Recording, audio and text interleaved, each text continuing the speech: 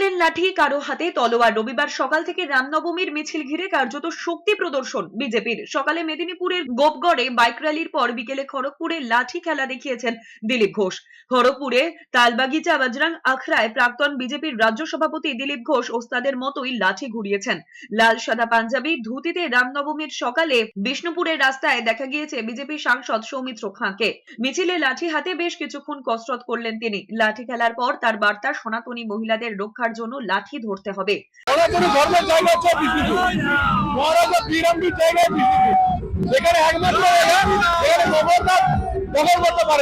পিছিয়ে নেই অগ্নিমিত্রা পাল। আসানসোলের রামনবমীর মঞ্চে তরোয়াল হাতে দেখা গিয়েছে বিজেপি বিধায়ক অগ্নিমিত্রা পালকে। তলোয়ার উঁচিয়ে রামের স্লোগানও দিতে দেখা গিয়েছে। রাধানগর রোড যুব সমিতির ক্লাবে পাগড়ি বিতরণ অনুষ্ঠানে যোগ দিয়ে অগ্নিমিত্রা পাল বলেছেন, সনাতনীরা সংকটে রয়েছে।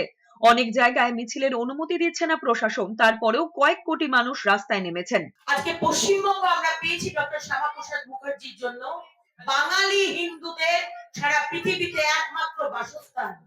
সেইখানে আপনারা দুর্গাপুজো করতে দেবেন না, রামনবমী করতে দেবেন না, এটা তো আমরা মেনে নেব না, বসে বসে মেনে নেব না।